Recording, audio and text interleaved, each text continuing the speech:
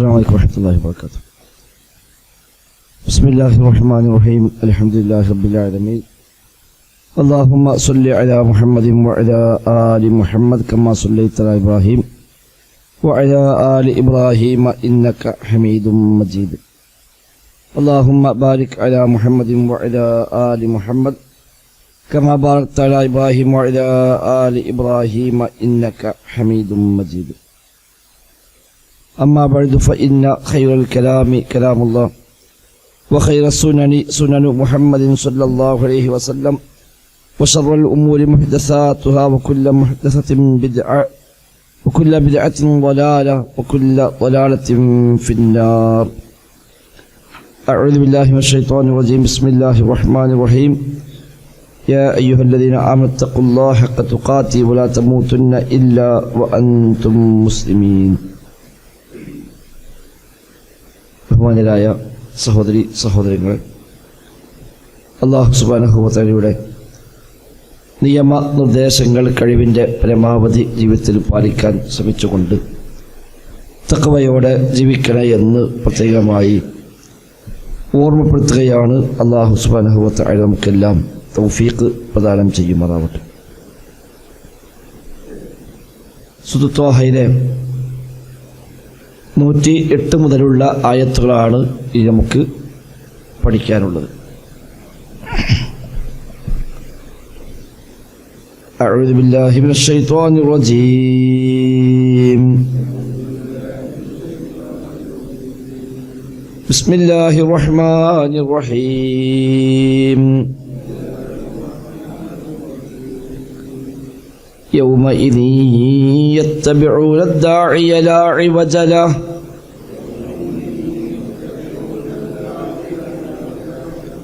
وخشعت الأصوات للرحمن فلا تسمع إلا همسا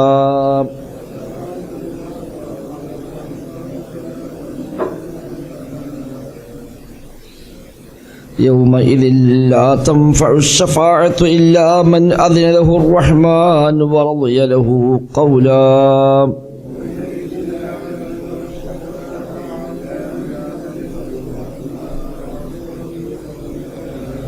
يعلم ما بين أيديهم وما خلفهم ولا يحيطون به علما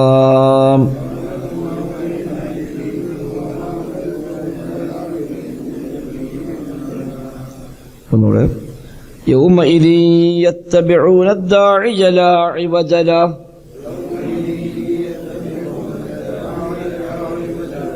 وخشعت الأصوات للرحمن فلا تسمع إلا همسا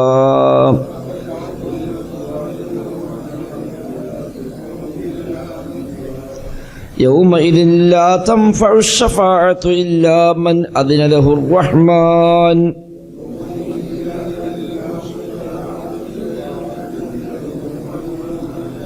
إلا من أذن له الرحمن ورضي له قولا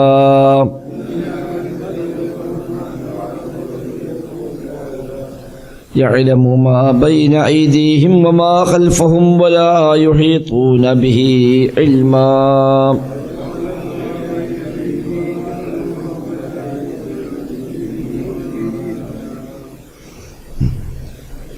കഴിഞ്ഞ ആയത്തുകൾ മുതൽ ഖിയാമത്തുമായി ബന്ധപ്പെട്ട കാര്യങ്ങളാണ് പരാമർശിക്കപ്പെടുന്നത്. അതിൽ പറഞ്ഞു, അവർ ചോദിക്കുന്നു പർവ്വതങ്ങളെക്കുറിച്ച് അതിനെല്ലാം എന്ത് സംഭവിക്കുമെന്ന്.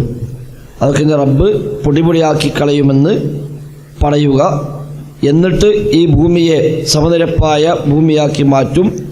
അതിൽ കുണ്ടോ കുഴികളോ വളവുകളോ ഒന്നുമില്ലാതെ നേർക്കുനേരെയുള്ള നീണ്ടുനിരപ്പായി കിടക്കുന്ന മൈതാനമാക്കി അല്ലാഹു തആല ഈ ഭൂമിയെ മാറ്റും എന്ന് പറഞ്ഞു.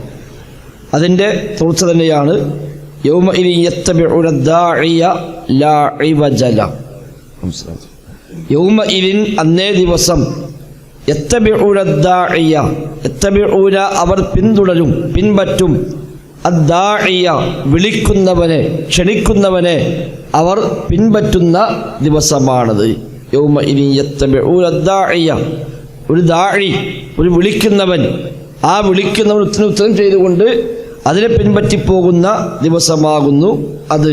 ലാ ഇവജ ലഹു, അതിൽ യാതൊരു വളവുമുണ്ടാവുകയില്ല, ഒരു വക്രതയുമില്ലാതെ ആ വിളിച്ചവൻ്റെ വിളിക്ക് ഉത്തരം ചെയ്തുകൊണ്ട് അതേ റൂട്ടിൽ അവർ പോയിക്കൊണ്ടിരിക്കുന്നു എന്നർത്ഥം. വിശുദ്ധ ഖുർആൻ ഒരുപാട് സ്ഥലത്ത് പറഞ്ഞ പ്രയോഗമാണിത്.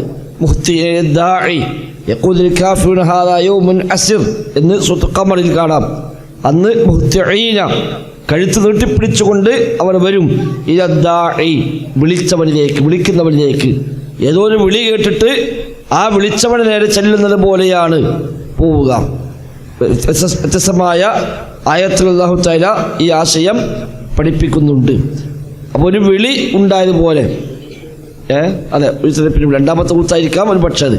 അപ്പം ആരോ വിളിച്ചതുപോലെ ആ വിളിച്ചവൻ്റെ നേരെ അവൻ കഴുത്തും നീട്ടിപ്പിടിച്ചുകൊണ്ട് അങ്ങനെ പോകുന്നു. കാരണം ആകാശം തകരുന്നു, ഭൂമിയുടെ രൂപം മാറുന്നു, സൂര്യചന്ദ്രന്മാർ പോലും നശിക്കുന്നു, നക്ഷത്രങ്ങൾ ഉതിർന്നു വീഴുന്നു. ഇങ്ങനെ തുടങ്ങി ഭയാനകമായ ഒരുപാട് സംഭവ വികാസങ്ങൾ കാണുകയും എന്താ സംഭവിക്കുന്നത് അറിയാതെ മനുഷ്യൻ എണീറ്റ് നോക്കുമ്പോൾ ആകെ പ്രയാസപ്പെടുകയും ചെയ്യുന്ന ആ ഒരു രംഗം, അത് കാണുമ്പോൾ പിന്നെ ഇനി വേറൊന്നുമില്ല, ഒന്നും ചെയ്യാനില്ല. അപ്പം ഏതൊരു വിളി കേട്ടു, ആ വിളിക്ക് ഉത്തരം ചെയ്തുകൊണ്ട് നേരെ പോകുന്നത് പോലെ മനുഷ്യരെന്ന് പോകുന്ന ദിവസമാണ് എന്നാണ് പറയാണ്. ഈ അവസ്ഥകളും ഈ ഭയാനകളും എല്ലാ മനുഷ്യൻ കാണുമ്പോൾ ആ വിളിച്ചവന്റെ വിളിക്ക് ഉത്തരം ചെയ്തുകൊണ്ട് ആളുകൾ ചെല്ലും. ഹൈസുമാ ഉമിറു ബാദറു ഇലൈഹി, എങ്ങോട്ടാണോ കൽപ്പന അങ്ങോട്ടവർ അതിവേഗം ചെല്ലും. മഹ്ശർ ലക്ഷ്യമാക്കി ആളുകളെല്ലാം പോകുന്നു എന്നർത്ഥം. അപ്പം അന്ന് മനുഷ്യന്മാരാരും മാറി നിൽക്കുകയോ ഞാനില്ല, ഞാൻ പോരുന്നില്ല എന്ന് പറഞ്ഞ് ഒഴിവായി പോവുകയോ അല്ലെങ്കിൽ വഴിമാറി വേറെ വഴിക്ക് പോവുകയോ ഒന്നുമില്ല. അതാണ് ലാ ഇവജ ല എന്ന് പറയുന്നത്. ഒരു ഇവജുമില്ല. ഇവജനാൽ വളവ്, വളവ് അല്ലെങ്കിൽ വക്രത. സൂറത്തുൽ കഹ്ഫിൽ വന്നല്ലോ, കയ്യമൻ എന്താണ് ഇവജൻ കയ്യമ എന്ന് പറഞ്ഞാൽ അവിടെ ഇവജ് വക്രത. അപ്പം വക്രത ഇല്ലാത്ത, ഇവജില്ലാത്ത അവസ്ഥയിൽ ഒരാൾ പോലും തെറ്റും തിരിഞ്ഞും പോവുകയില്ല. കോടാനുകൂടി മനുഷ്യന്മാർ പോകുമ്പോൾ സാധാരണ ദുനിയാവിലൊക്കെ കോടാനുകൂടി ആളുകൾ ഇങ്ങനെ പോകുമ്പോൾ എല്ലാവരും ഒരേ റൂട്ടിൽ പോകില്ല. ചിലർ അങ്ങോട്ട് പോയി ഇങ്ങോട്ട് പോയി, അങ്ങോട്ട് തെറ്റി നിന്ന് ഇങ്ങോട്ട് പിന്മാറി, ഇതൊന്നുമില്ല.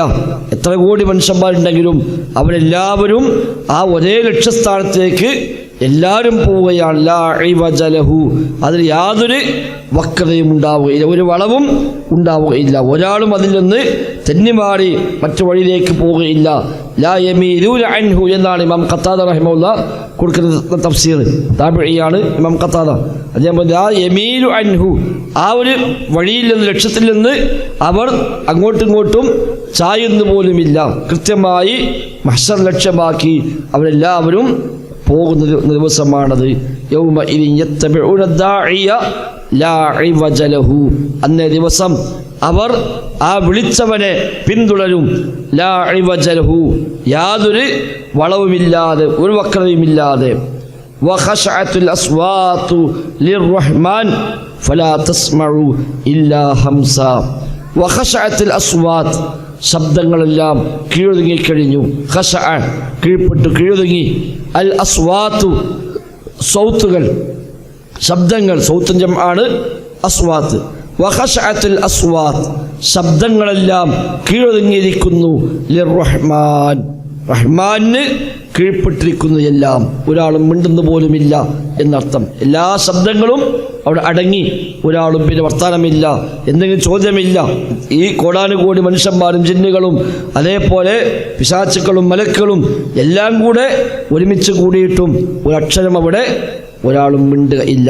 ശബ്ദങ്ങളെല്ലാം റഹ്മാൻ റബ്ബിന് മുമ്പിൽ കീഴൊതുങ്ങിയിരിക്കുന്നു. വഖശഅത്തിൽ അസ്വാതു, ശബ്ദങ്ങളെല്ലാം കീഴൊതുങ്ങിയിരിക്കുന്നു. ലിർറഹ്മാൻ, റഹ്മാന് കീഴ്പ്പെട്ടിരിക്കുന്നു. ഫലാ തസ്മഉ ഇല്ലാ ഹംസ.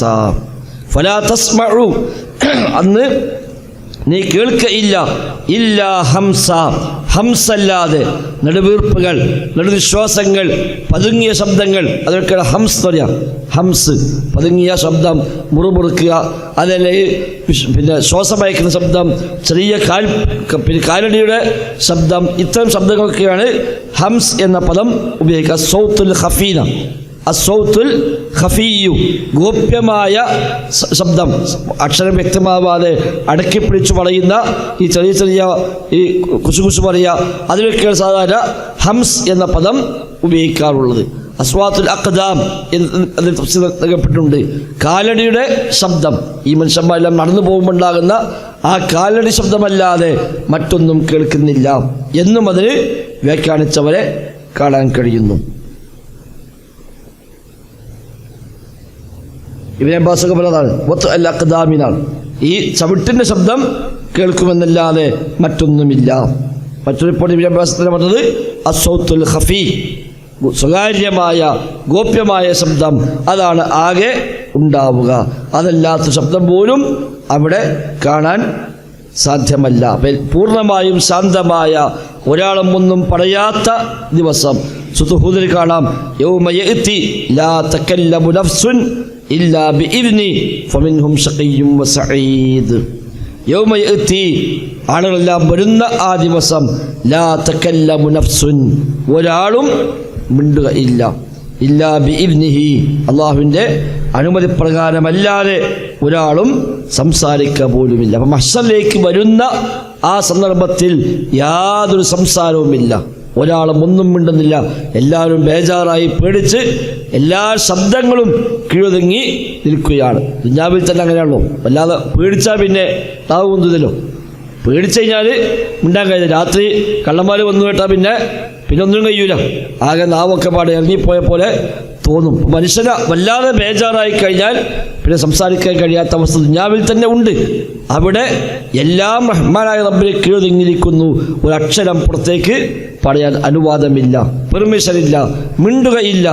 ആ നിലയ്ക്ക് എല്ലാ ശബ്ദങ്ങളും റഹ്മാനായ റബ്ബിന് മുമ്പിൽ കീഴ്പ്പെട്ടുകൊണ്ട് അവർ നിലകൊള്ളുന്നു.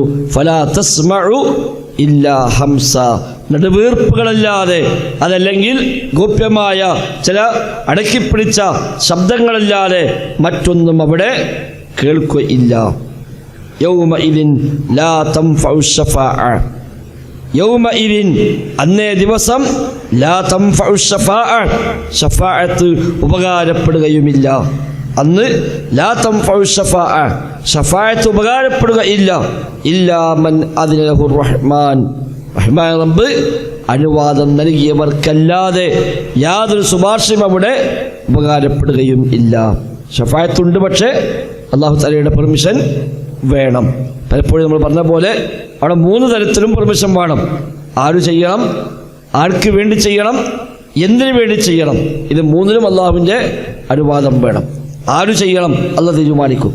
പടച്ച റബ്ബ് തീരുമാനിച്ച് നീ ചെയ്തോ എന്ന് റബ്ബിൻ്റെ ഭാഗത്ത് നിന്ന് കൽപ്പന വന്നെങ്കിൽ മാത്രമേ ശുപാർശ ചെയ്യാൻ സാധിക്കുകയുള്ളൂ. അതാണ് ഇവിടെ പറഞ്ഞ ലാ തൻഫഉ ശഫാഅ, ശഫാഅത്ത് ഉപകരിക്കുകയില്ല.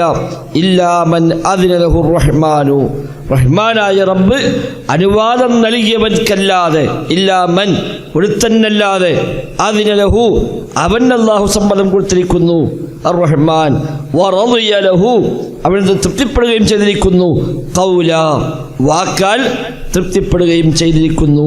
അത്തരക്കാർക്കല്ലാതെ ശുപാർശ ഉപകാരപ്പെടുകയില്ല.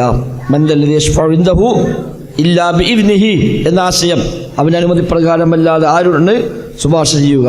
സൂറത്തുൽ നജ്മിലും കാണാം വകം മിൻ മലകിൻ ഫിസ് സമാവാതി ലാ തുഗ്നി ശഫാഅതും ശൈഅ ഇല്ലാ മിൻ ബഅദി അൻ യഅ്ദന അല്ലാഹു ലിമൻ യശാഉ വയർളാ.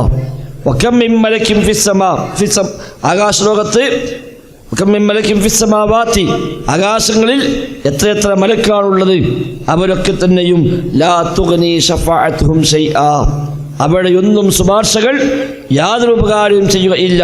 ഇല്ലാ മിൻ ബഅദി അൻ യഅ്ദന അല്ലാഹ്, അല്ലാഹു തആല അനുവാദം നൽകിയതിന് ശേഷമല്ലാതെ, ലിമൻ യശാഉ അവൻ ഉദ്ദേശിക്കുന്നവർക്ക്, വയർളാ അവൻ തൃപ്തിപ്പെടുകയും ചെയ്തവർക്ക്.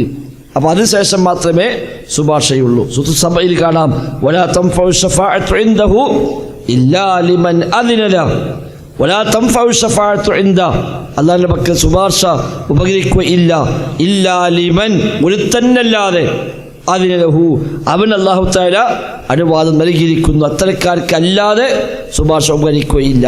അപ്പോൾ ആര് ചെയ്യണം, അനുവാദം വേണം. ആർക്ക് വേണ്ടി ചെയ്യണം അതിനും അനുവാദം വേണം. നീ എന്തിനു ചെയ്യണം അതിനും അനുവാദം വേണം. അല്ല ശുപാർശ ചെയ്യാൻ അവസരം കിട്ടിയെന്ന് പറഞ്ഞാൽ ഇഷ്ടമുള്ള ആർക്ക് വേണ്ടി ശുപാർശ ചെയ്യാൻ പറ്റില്ല. ഇനി ഒരാൾക്ക് വേണ്ടി ചെയ്യാൻ അവസരം കിട്ടി എന്നാൽ അയാൾക്ക് എന്തിനും ശുപാർശ ചെയ്യാൻ പറ്റുമോ? ഇല്ല. ഒരുപക്ഷെ ചില സ്വർഗത്തെ പ്രവേശിപ്പിക്കാൻ വേണ്ടി ശുപാർശയുണ്ട്, ചിലത് നരകത്തെ ശിക്ഷ ലഘൂകരിക്കാൻ വേണ്ടി ശുപാർശയുണ്ട്, സ്വർഗത്തെ സ്ഥാനം വർദ്ധിച്ചു കിട്ടാൻ വേണ്ടി ശുപാർശയുണ്ട്. അവിടേക്ക് അതേ കിട്ടുള്ളൂ. അബൂ ത്വാലിബിന് വേണ്ടി ശുപാർശ ചെയ്യാൻ നബി സ്വല്ലല്ലാഹു അലൈഹി വസല്ലം തങ്ങൾക്ക് അനുവാദമുണ്ട്, നബിക്ക് പെർമിഷൻ ഉണ്ട്, അബൂ ത്വാലിബിന് വേണ്ടി ചെയ്യാനുമുണ്ട്. എന്നാൽ അബൂ ത്വാലിബിനെ സ്വർഗത്തിലേക്ക് എത്തിക്കാൻ ആ ശുപാർശ കൊണ്ട് പറ്റുകയില്ല. അതാകെ പറ്റുക നരക ശിക്ഷയിൽ ഇളവ് കൊടുക്കാൻ മാത്രമാണ്. അപ്പം നബിക്ക് പെർമിഷൻ ഉണ്ട്, അബൂ ത്വാലിബിന് വേണ്ടി ചെയ്യാനും അനുവാദമുണ്ട്, എന്നാൽ സ്വർഗത്തിലേക്ക് കൊണ്ടുപോകാൻ അത് പര്യാപ്തമല്ല. അപ്പോൾ വ്യത്യസ്തമായ ശുപാർശകളുണ്ട്. ഹദീസിലൊക്കെ പഠിപ്പിക്കപ്പെട്ട ധാരാളം ശുപാർശകൾ കാണാൻ കഴിയും. അത് ഏറ്റവും വലിയ ശുപാർശയാണ് വിചാരണക്കെടുക്കാൻ, അശ്ശഫാഅത്തുൽ ഉളുമ അല്ലെങ്കിൽ അശ്ശഫാഅത്തുൽ കുബ്ര എന്നൊക്കെ പറയപ്പെടുന്ന ഏറ്റവും വലിയ ശഫാഅത്ത്. മഹ്ശറിൽ വിചാരണക്കെടുക്കാൻ വേണ്ടിയുള്ള ശുപാർശ. അവിടെ പോലും നബി തങ്ങൾ ചെന്ന് സുജൂദ് ചെയ്യുകയും ദീർഘമായ കാലം സുജൂദിൽ കിടന്ന് റബ്ബിനെ പ്രശംസിക്കുകയും അവസാനം അല്ലാഹു തആല പറയും, യാ മുഹമ്മദ് ഇർഫഅ റഅസക വസൽ തുഅത വഖുൽ തുസ്മഅ വശ്ഫഅ തുശഫഅ എന്ന് അല്ലാഹു തആല പറയും. അതാണ് വറളിയ ലഹു ഖൗല, വാക്കാൽ തൃപ്തിപ്പെട്ടവർ. അല്ല പറയും, നീ ചെയ്തോ, നീ ശുപാർശ ചെയ്തോ, സ്വീകരിക്കാം, നീ പറയൂ, കേൾക്കാം എന്ന് അല്ലാഹു തആല പറയും. അപ്പോഴാണ് നബി തങ്ങൾ പോലും പറയുന്നത്. അങ്ങനെ വിചാരക്കെടുക്കാൻ വേണ്ടി ആവശ്യപ്പെടുന്നു. പിന്നെ വ്യത്യസ്ത ഘട്ടങ്ങളിൽ സ്വർഗത്തിലേക്ക് പ്രവേശിപ്പിക്കാൻ വേണ്ടി നബിയാണ് ശുപാർശ ചെയ്യുക. സിറാത്ത് കടന്ന് സ്വർഗ കവാടം തുറക്കണം. വിചാരണ കഴിഞ്ഞ് സിറാത്ത് കടന്ന് എല്ലാവരും വന്ന് സ്വർഗ കവാടം തുറക്കാനായി കാത്തിരിക്കും. ആ സ്വർഗകവാടം തുറക്കാൻ ആരാണ് ആവശ്യപ്പെടുക? ആർക്കും ആവശ്യപ്പെടാൻ ധൈര്യമില്ല. അവിടെയും ആദം നബിയെയും നൂഹ് നബിയെയും എല്ലാം സമീപിക്കുമെന്ന് കാണാം. മുഹമ്മദ് മുസ്തഫ തങ്ങളെ സമീപിക്കുമ്പോൾ നബി തങ്ങൾ ചെല്ലുകയും അങ്ങനെ സ്വർഗകവാടം തുറക്കാനായി ആവശ്യപ്പെടുകയും ചെയ്യുമ്പോൾ ഖാസിൻ സ്വർഗത്തിൻ്റെ കാവൽക്കാരനായ മലക്ക് ചോദിക്കും, ആരാണ്? അപ്പം പറയും മുഹമ്മദാണ്. അപ്പം പറയും, ബിക ഉമിർത്തു, എനിക്ക് തന്നെയാണ് എൻ്റെ കൽപ്പന. അല്ല അഫ്തഹലി അഹദിൻ ഖബ്ലക, താങ്കൾക്ക് മുമ്പ് മറ്റൊരാൾക്കും തുറക്കരുത് എന്നാണ് എനിക്കുള്ള ഓർഡർ എന്ന് പറഞ്ഞുകൊണ്ട് സ്വർഗകവാടങ്ങൾ തുറക്കപ്പെടും എന്ന് ഹദീസിൽ പഠിപ്പിക്കപ്പെടുന്നുണ്ട്. അല അവ്വലു ശഫീഇൻ ഫിൽ ജന്ന, സ്വർഗത്തിൻ്റെ കാര്യത്തിൽ ആദ്യമായി ശുപാർശ ചെയ്യുന്നവൻ ഞാനാകുന്നു. അതിതാണ് സ്വർഗത്തെ പ്രവേശിക്കാൻ വേണ്ടിയുള്ള ശുപാർശ. സിറാത്ത് കടന്നതിന് ശേഷം സ്വർഗകവാടം തുറക്കാനുള്ള ശുപാർശയുണ്ട്. അത് ആദ്യമായി ചെയ്യുക അല്ലാഹു റസൂൽ സ്വല്ലല്ലാഹു അലൈഹി വസല്ലം തങ്ങളാകുന്നു എന്ന് ഹദീസിൽ പഠിപ്പിക്കപ്പെടുന്നു. അല്ല, അങ്ങനെയല്ല. ബൈബിളുണ്ടെന്നില്ല. ബൈബിൾ ആദ്യമായി വസ്ത്രമണിക്കപ്പെടുക എന്നാണ്. ആദ്യം പ്രവേശിക്കുക മുഹമ്മദ് നബിയാണ്. മുഹമ്മദ് നബിക്ക് മുമ്പ് ഒരാളും പ്രവേശിക്കുകയില്ല. ആദ്യം അമ്പിയാക്കൾ, അതിലാദ്യം മുഹമ്മദ് നബി സ്വല്ലല്ലാഹു അലൈഹി വസല്ലം തങ്ങൾ, പിന്നെ മറ്റു പ്രവാചകന്മാർ. അതാണ് മുത്തഖീങ്ങൾ റബ്ബിനെ സൂക്ഷിച്ചവർ സ്വർഗത്തിലേക്ക് സംഘമായി കൂട്ടമായി നയിക്കപ്പെടും എന്ന് പറയുന്നത് അൽ അംബിയ വശുഹദാഉ മഅ മൻ യുനാസിബുഹും എന്നാണ്. പ്രവാചകന്മാരെല്ലാം ഒന്നിച്ച് അത് സംഘം. അതേപോലെ ശുഹദാക്കൾ അവരോട് കിടപിടിക്കുന്നവരെല്ലാം ഒന്നിച്ച്. ഷഹീദായവരുമുണ്ടാകും, ഷഹീദിന് സ്ഥാനമുള്ളവരുണ്ടാകും. ഷഹീദായിട്ടില്ലെങ്കിലും ഷഹീദിന് സ്ഥാനമുണ്ട് എന്ന് പറഞ്ഞവർ അവരെല്ലാം ഒന്നിച്ച്. അതേപോലെ മുഖറബീങ്ങൾ അവരുമായി യോജിക്കുന്നതെല്ലാം ഒന്നിച്ച്. ഇങ്ങനെ ഓരോരുത്തരും യോജിക്കുന്ന ആളുകൾ സംഘമായിട്ടാണ് അവിടെ സ്വർഗത്തിലേക്ക് നയിക്കപ്പെടുക എന്ന് പറഞ്ഞു. അപ്പോൾ അവിടെ നിബിധങ്ങൾ ചെല്ലും. പിന്നെ ഞാൻ സ്വർഗത്തിൻ്റെ കവാടം, അതിൻ്റെ വട്ടക്കണ്ണി ഞാൻ മുട്ടും എന്ന് മറ്റൊരു ഹദീസിൽ കാണാം. ശുപാർശ ചെയ്യും, അങ്ങനെ തുറക്കപ്പെടും. നബി ഞങ്ങൾ ആദ്യമായി പ്രവേശിക്കും, പിന്നെ മറ്റു അമ്പിയാക്കൾ പ്രവേശിക്കും. എന്നാൽ ആദ്യമായി വസ്ത്രമണിയിക്കപ്പെടുക ഇബ്രാഹിം നബി സ്വല്ലല്ലാഹു അലൈഹി വസല്ലമക്കാണ്. ദുനിയാവിൽ വെച്ച് വിവസ്ത്രനായി തീയിലേക്ക് എറിയപ്പെട്ടതിന് അള്ളാഹു നൽകുന്ന അംഗീകാരമായിരിക്കാം അത് എന്നാണ് അതിനെ വ്യാഖ്യാതാക്കളായ പണ്ഡിതന്മാർ രേഖപ്പെടുത്തി കാണുന്നത്. അല്ലാഹു അഅലം. പിന്നെ ഉമ്മത്തുകൾ, അതിൽ ആദ്യത്തെ ഉമ്മത്ത് ഈ ഉമ്മത്താണ് പ്രവേശിക്കുക. അതിൽ തന്നെ 70,000 ആളുകൾ ഹിസാബും അദാബുമില്ലാതെ പ്രവേശിക്കുന്നവർ, അവർക്ക് വേണ്ടി റബ്ബിലേക്ക് അനുവാദം നൽകും. എൻ്റെ ഉമ്മത്തിൽ നിന്ന് ഹിസാബും അദാബുമില്ലാത്ത 70,000 ആളുകളെ നീ സ്വർഗത്തിൽ പ്രവേശിപ്പിക്കുക എന്നോട് പറയും. അപ്പോൾ ഞാൻ അവർക്ക് കയറാനുള്ള അനുവാദം നൽകും എന്ന് നബി തങ്ങൾ പറഞ്ഞത് കാണാൻ കഴിയും. അപ്പം അവിടെയൊക്കെ അനുവാദപ്രകാരമാണ്. അതെ, സിറാത്തും കഴിഞ്ഞിട്ട് സ്വർഗകവാടം തുറക്കാൻ വേണ്ടി കാത്തിരിക്കലുണ്ട്. അപ്പം ഹിസാബില്ലാതെ ഒന്നുണ്ട്, അല്ലാത്തവരുണ്ട്. ആ ഹിസാബില്ലാത്തവരാണ് ആദ്യം പ്രവേശിപ്പിക്കുക. അവിടെയാണ് ഉക്കാശ ഇബ്നു മുഹ്സൻ പറഞ്ഞത്, നബിയെ അതിൽപ്പെടുത്താൻ നിങ്ങൾ എനിക്ക് വേണ്ടി ദുആ ചെയ്യണം. ഉദ്ഉല്ലാഹി യജ്അലനി മിൻഹും യാ റസൂലല്ലാഹ്. ആ 70,000 എന്നെ പെടുത്താൻ വേണ്ടി നബിയെ നിങ്ങൾ പ്രാർത്ഥിക്കണേ. ഒരു റിപ്പോർട്ടിൽ കാണാം, അല്ലാഹുമ്മ ജഅൽഹു മിൻഹും, അല്ലാഹുവേ നീ ഉക്കാശയെ അതിൽ ഉൾപ്പെടുത്തണേ എന്ന് നബി ഞങ്ങൾ ദുആ ചെയ്തു. മറ്റൊരു റിപ്പോർട്ടിൽ അൻത മിൻഹും, നീ അവരിൽ പെട്ടവനാകുന്നു എന്ന് പറഞ്ഞു.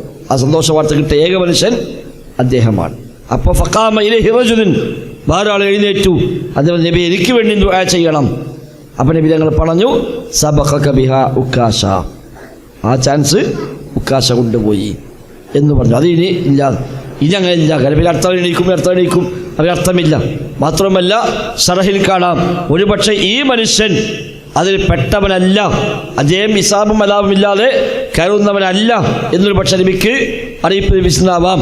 അപ്പം നീ അതിൽ പെട്ടവനല്ല എന്ന് പറയാതെ, അത് പറയുമ്പോൾ സ്വാഭാവികത്തിൽ ഒരു വിഷമാണല്ലോ, നീ അതിൽ പെട്ടതല്ല പറയുമ്പോൾ അത് വിഷമാണ്. അപ്പം അത് പറഞ്ഞില്ല, പകരം ആ ചാൻസ് കഴിഞ്ഞില്ലേ എന്ന് പറയുകയാണ് ചെയ്തത് എന്നും ശറഹുകളിൽ കാണുന്നു. വല്ലാഹു അഅലം. അപ്പോൾ അത് ശഫാഅത്ത് ഉപകരിക്കുകയില്ല, ഇല്ലാ മൻ അദിന ലഹു റഹ്മാൻ, റഹ്മാനായ റബ്ബ് അനുവാദം നൽകിയവർക്കല്ലാതെ, വറളിയ ലഹു ഖൗലാ, വാക്കാൽ തൃപ്തിപ്പെടുകയും ചെയ്തവർക്കല്ലാതെ അന്ന് ശുപാർശകൾ ഉപകരിക്കുകയില്ല. യഅലമു മാ ബൈന ഐദീഹിം വമാ ഖൽഫഹും, യഅലമു അല്ലാഹു തആല അറിയും, മാ ബൈന ഐദീഹിം അവിടെ എല്ലാം മുമ്പിലുള്ളത്, വമാ ഖൽഫഹും അവരെ പിറകിലുള്ളതും എല്ലാം അറിയുന്ന അർത്ഥം. ഈ കോടാനുകോടി സൃഷ്ടികൾ ഒരുമിച്ച് കൂടുമ്പോഴും ആ സൃഷ്ടികളെ മുഴുവൻ അല്ലാഹു തആല ഒരേപോലെ അറിഞ്ഞുകൊണ്ടിരിക്കുന്നു. ഏതെങ്കിലും ഒരാൾ അറിയാതെ പോവുകയോ പടച്ച റബ്ബിൻ്റെ കാഴ്ചയിൽ പെടാതിരിക്കുകയോ ശ്രദ്ധിക്കപ്പെടാതെ പോവുകയോ ചെയ്യുക എന്നത് ഇല്ല. സാധാരണ സൃഷ്ടികൾക്ക് അങ്ങനെയാണല്ലോ, ധാരാളം ആൾ കൂടുമ്പോൾ ആൾക്കൂട്ടത്തിൽ കാണാതെ പോകും, ശ്രദ്ധിക്കാതെ പോകും. അയാൾ പറഞ്ഞ് കേട്ടില്ല, അയാളെ കണ്ടില്ല, അയാളെ പറഞ്ഞത്ര ശ്രദ്ധിച്ചില്ല എന്ന് നമ്മളൊക്കെ പറയാറുണ്ട്. എന്നാൽ ഇതല്ല. കോടാനുകോടി മനുഷ്യന്മാരും ജിന്നുകളും പിശാചുക്കളും മലക്കളും മറ്റു ജീവികളും എല്ലാം ഒരുമിച്ച് കൂടുമ്പോഴും അല്ലാഹു തആല യഅലമു മാ ബൈന ഐദീഹിം വമാ ഖൽഫഹും, എല്ലാവരുടെയും മുന്നിലും പിറകിലുമുള്ളതെല്ലാം അല്ലാഹു തആല അറിയുന്നു. എന്നാൽ വലാ യുഹീതൂന ബിഹി ഇൽമാ, വലാ യുഹീതൂന അവർ വലയം ചെയ്യുക ഇല്ല, ബിഹി അല്ലാഹുവിൻ്റെ കാര്യത്തിൽ, ഇൽമൻ അറിവിനാൽ. അല്ലാഹുവിനെ കുറിച്ച് അവർക്ക് അങ്ങനെ അറിയുമോ? ഒരിക്കലുമില്ല. അല്ലാഹു തആലക്ക് അടിമകളെക്കുറിച്ച് നന്നായി അറിയാം. എന്നാൽ അല്ലാഹുവിനെ കുറിച്ച് എല്ലാം വലയം ചെയ്തറിയുവാൻ ഒരു സൃഷ്ടികൾക്കും സാധ്യമല്ല. അതിനെക്കുറിച്ച് പറഞ്ഞല്ലോ, വലാ യുഹീതൂന ബിശൈഇൻ മിൻ ഇൽമിഹി എന്ന് പറഞ്ഞു. അല്ലാഹുവിൻ്റെ ഇൽമിൽ ഒന്നിനെയും സൃഷ്ടികൾ വലയം ചെയ്യുക ഇല്ല. അതിനെക്കുറിച്ചുള്ള പൂർണ്ണമായ അറിവ്, എല്ലാ ഭാഗത്തൂടെയുമുള്ള പൂർണ്ണമായ അറിവ്, അതിനാണ് അഹാത്ത ഇൽമൻ എന്ന് പറയാം. അഹാത്ത ഇൽമൻ, അറിവിനാൽ വലയം ചെയ്തുവനാൽ അതിൽ ഒന്നും അവ്യക്തമാകാത്ത വിധം അത് പൂർണ്ണമായും ഒരു കാര്യം ഒരാൾക്ക് അറിയുമെങ്കിൽ അയാളെക്കുറിച്ച് അഹാത്ത ബിഹി ഇൽമ എന്ന് അറബിയിൽ പറയാം. ആ കാര്യത്തിൽ അയാൾ മുഹീത്താണ്, അത് പൂർണ്ണമായും അറിയുന്നവനാണ്. അല്ലാഹു തആല സൃഷ്ടികളുടെ കാര്യത്തിൽ മുഹീത്താണ്. എന്നാൽ സൃഷ്ടികൾക്ക് അള്ളാഹിൻ്റെ കാര്യത്തിൽ ഒന്നിനെയും കുറിച്ച് അങ്ങനെ അള്ളാഹുവിൻ്റെ ഒരു കാര്യത്തെപ്പറ്റി വ്യക്തമായി സൃഷ്ടികൾക്ക് അറിയുക ഇല്ല എന്നാണ്. വലാ യുഹീതൂന ബിഹി ഇൽമാ. അല്ലാഹു അഅലം. മൊത്തമർത്ഥം യൗമഇദിൻ യത്തബിഊന ദാഇയ, വിളിച്ചവനെ പിന്തുടരുന്ന ദിവസമാകുന്നു അന്ന്. ലാ ഇവജ ലഹു, അതിൽ യാതൊരു വക്രതയും ഉണ്ടാവുക ഇല്ല. വഖശഅത്തുൽ അസ്വാത്തുർ റഹ്മാൻ, ശബ്ദങ്ങളെല്ലാം റഹ്മാന് കീഴടങ്ങിയിരിക്കുന്നു. ഫലാ തസ്മഉ ഇല്ലാ ഹംസ, അന്ന് നെടുവീർപ്പുകളല്ലാതെ നിശ്വാസങ്ങളല്ലാതെ മറ്റൊന്നും കേൾക്കുകയില്ല. യൗമഇദിൻ ലാ തൻഫഉ ശഫാഅ, അന്നേ ദിവസം ശുപാർശ ഉപകരിക്കുകയില്ല. ഇല്ലാ മൻ അദിന ലഹു റഹ്മാൻ, റഹ്മാനായ റബ്ബ് അനുവാദം നൽകിയവർക്കല്ലാതെ, വറദിയ ലഹു ഖൗല, വാക്കാൽ തൃപ്തിപ്പെടുകയും ചെയ്തവർക്കല്ലാതെ. യഅലമു മാ ബൈന ഐദീഹിം വമാ ഖൽഫഹും, അവിടെ മുമ്പിലുള്ളതും പിറകിലുള്ളതുമെല്ലാം അവൻ അറിയുന്നു. വലാ യുഹീതുന ബിഹി ഇൽമ, അവൻ്റെ കാര്യത്തിൽ സൃഷ്ടികൾ ഒന്നും വലയം ചെയ്ത് അറിയുകയുമില്ല. അല്ലാഹു അക്ബർ.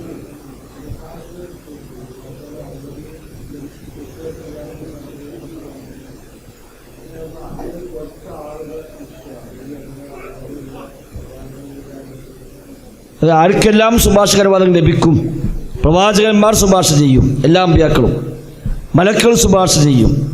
അതുപോലെ വിശ്വാസികൾക്കും ശുപാർശക്ക് അനുവാദമുണ്ട്. മുഅ്മിനീങ്ങൾക്കൊക്കെ ശുപാർശക്ക് അനുവാദമുണ്ട്. ഖുർആൻ ഇഫ്ലാക്കിയവർക്ക് അനുവാദമുണ്ടെന്ന് ചില ഹദീസുകളിൽ സൂചനകൾ വന്നിട്ടുണ്ട്. ഇങ്ങനെ വ്യത്യസ്തമായ തരത്തിൽ ശുപാർശകളുണ്ട്. അതാണ് എല്ലാ ശുപാർശയും കഴിഞ്ഞിട്ട് അല്ലാഹു തആല പറയും, പ്രവാചകന്മാരും വിശ്വാസികളും എല്ലാം ശുപാർശ ചെയ്തിരിക്കുന്നു, ഇനി ആരും ശുപാർശക്ക് ബാക്കിയില്ല. ഒരു വ്യക്തിയെ പറ്റി പറയാൻ കഴിയില്ല. സ്വാലിഹീങ്ങൾ ശുപാർശ ചെയ്യും, അത് ഇന്നാൾ ചെയ്യും മറ്റാൾ ചെയ്യും നമുക്ക് പറയാൻ പറ്റില്ല. ആയിക്കോട്ടെ, ചെയ്യും, നമുക്ക് ചെയ്യും, നമ്മൾക്ക് ചെയ്യുമല്ലോ. മുഅ്മിനീങ്ങൾക്കൊക്കെ അനുവാദമുണ്ട്. മാതാപിതാക്കളുടെ കാര്യത്തിൽ മക്കൾ ശുപാർശ ചെയ്യും എന്നുണ്ട്. മാതാപിതാക്കളുടെ കാര്യത്തിൽ നേരത്തെ മരിച്ച മക്കൾ, ചെറുപ്പത്തിൽ മരിച്ച മക്കൾ, അവർ മാതാപിതാക്കൾക്ക് വേണ്ടി ശുപാർശ ചെയ്യും. അവരെയും കൊണ്ടല്ല ഞങ്ങൾ സ്വർഗ്ഗത്ത് പോവുകയില്ല എന്ന് പറഞ്ഞാൽ അവരെ സ്വർഗ്ഗത്ത് പ്രവേശിപ്പിക്കാൻ ആ മക്കളുടെ ശുപാർശയുണ്ടാകും എന്ന് പറഞ്ഞിട്ടുണ്ട്. അപ്പോൾ വിശ്വാസികൾക്കൊക്കെ സ്വാലിഹീങ്ങൾക്കൊക്കെ ശുപാർശയ്ക്ക് അനുവാദം ഉണ്ടാവും. പക്ഷെ അതിനർത്ഥം നേരത്തെ പറഞ്ഞ പോലെ ഇഷ്ടമുള്ള ആർക്കും പോയി ചെയ്യാന്നുള്ളതല്ല. ശുപാർശ പെർമിഷൻ കിട്ടുക, ഇവരൊക്കെ എൻ്റെ മുരീദാണ്, എന്നാൽ ഓലയും കൊണ്ട് ഞാൻ പോവുകയാണ്, അതല്ല. ആർക്ക് വേണ്ടി ചെയ്യണം അതിനും അള്ളാഹിന് സമ്മതം കിട്ടണം. നീ എന്തിനു വേണ്ടി ചെയ്യണം അതിനും സമ്മതം കിട്ടണം. ഇപ്പം ഇബ്രാഹിം നബിക്ക് ശുപാർശ ഉണ്ട്, നബിയാണല്ലോ. പക്ഷെ ഇബ്രാഹിം നബിൻ്റെ വാപ്പാൻ്റെ കാര്യത്തിലോ ആ പെർമിഷൻ ഇല്ല. ഇബ്രാഹിം നബി സല്ലല്ലാഹു അലൈഹി വസല്ലം വാപ്പാനെ കാണും. ഇമാം ബുഖാരി ഹദീസിൽ കാണാം, മഹ്ശറിൽ വെച്ച് വാപ്പയെ കാണുമ്പോൾ വാപ്പാനോട് ഇബ്രാഹിം നബി സല്ലല്ലാഹു പറയും, വാപ്പ ഇങ്ങോട്ട് ഞാൻ ദുനിയാവെന്ന് പറഞ്ഞല്ലോ, എൻ്റെ മാർഗം പിൻപറ്റുക എന്ന്. എങ്കിൽ ഈ ഗതി ഉണ്ടാകുമായിരുന്നില്ലല്ലോ. വാപ്പ പറയുമ്പോൾ, മോനെ ലാ അഅ്സി ലക്കൽ യൗം, ഇന്ന് ഞാൻ നിനക്കെതിര് പറയൂല, എന്തു പറഞ്ഞാലും സ്വീകരിക്കാൻ തയ്യാറാണ് എന്ന് വാപ്പ പറയും. ഇബ്രാഹിം നബി സല്ലല്ലാഹു അലൈഹി വസല്ലം അല്ലാഹുവോട് പറഞ്ഞു നോക്കുന്നതാണ്. ദുനിയാവിൽ നിർവഹിച്ചൊരു പ്രാർത്ഥന, വലാ തുഖ്സിനി യൗമ യുബ്അസൂൻ യൗമ ലാ യൻഫഉ മാലും വലാ ബനൂൻ, അല്ലാഹുവേ നീ അന്ത്യനാളിൽ നീ എന്നെ വഷളാക്കരുത് റബ്ബേ എന്ന് ഇബ്രാഹിം നബി സല്ലല്ലാഹു ദുആ ചെയ്തിട്ടുണ്ട്. സൂറത്തുൽ ശുറായിൽ കാണുന്ന ആ പ്രാർത്ഥന. ഈ പ്രാർത്ഥനയും എടുത്തുകൊണ്ടാണ് ഇബ്രാഹിം നബി സല്ലല്ലാഹു അലൈഹി വസല്ലം അല്ലാഹുവോട് പറയുക, റബ്ബേ ഞാൻ എന്നോട് ദുആ ചെയ്തു, നീ എനിക്ക് വാഗ്ദാനം ചെയ്തതാണ്, പക്ഷേ വഅയ്യു ഖിസിയിൻ മിൻ അബി അൽ അബ്അദ്, എൻ്റെ കാരുണ്യം ലഭിക്കാത്ത, എൻ്റെ റഹ്മത്ത് അതിവിദൂരനായ ഒരു വാപ്പ ഉണ്ടാവുക, ഇതിനേക്കാളും വലിയ ഖിസിയ് ഇനി മറ്റെന്താ ഉള്ളത്? എന്നെ വഷളാക്കുക എന്ന് നീ പറഞ്ഞതാണ്, പക്ഷേ ഞാനിതാ വഷളാകുന്നു, എൻ്റെ വാപ്പ എൻ്റെ കാരുണ്യം കിട്ടാതെ പോകുന്നു, ഇതിനേക്കാളും വലിയ വഷളത്തരം എനിക്ക് മറ്റെന്തുണ്ട്? അല്ലാഹു തആല പറയും, ലാ യുബദ്ദലുൽ ഖൗലു ലദയ്യ, എൻ്റെ പക്കൽ വാക്കുകൾ മാറ്റപ്പെടുകയില്ല. അവിശ്വാസികൾക്ക് നരകമുണ്ട് എന്നത് എൻ്റെ തീരുമാനമാണ്, അതിൽ മാറ്റമില്ല. അതുകൊണ്ട് ഇബ്രാഹിം നബി സല്ലല്ലാഹു അലൈഹി വസല്ലം നോക്കി നിൽക്കെ ആ വാപ്പയ്ക്ക് രൂപമാറ്റം സംഭവിക്കുകയും ഒരു കഴുതപ്പുലിയെപ്പോലെ ആ വാപ്പാനെ മാറ്റുകയും മണ്ണിൽ കിടന്ന് പിടയുകയും ആ മകൻ്റെ മുമ്പിൽ വെച്ച് കൈകാൽ കൂട്ടിപ്പിടിച്ച ആ വാപ്പയെ നരകത്തിലേക്ക് ഇടുകയും ചെയ്യും എന്ന് ഇമാം ബുഖാരി ഉദ്ധരിക്കുന്ന ഹദീസിൽ കാണാൻ കഴിയുന്നു. അപ്പോൾ ഇബ്രാഹിം നബി സല്ലല്ലാഹു അലൈഹി വസല്ലം സ്വർഗത്തിൽ ആദ്യം വസ്ത്രമണിക്കപ്പെടുന്ന ആളാണ്. പക്ഷെ ആ ഇബ്രാഹിം നബിക്ക് സ്വന്തം വാപ്പാനെ കാര്യത്തിൽ ശുപാർശ ചെയ്യാൻ അനുവാദം ലഭിക്കുന്നില്ല.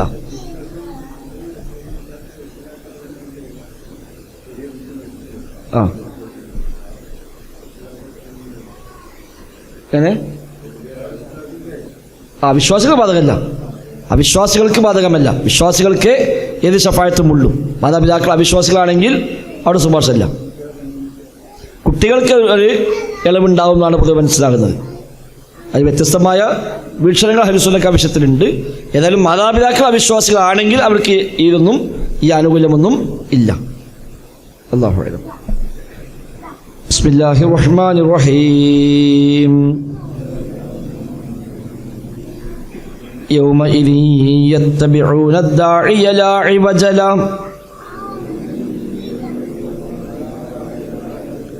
وخشعت الأصوات للرحمن فلا تسمع إلا همسا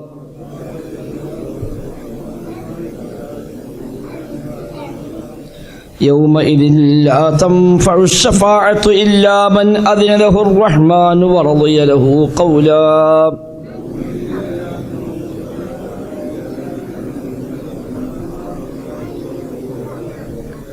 يعلم ما بين أيديهم وما خلفهم ولا يحيطون به علما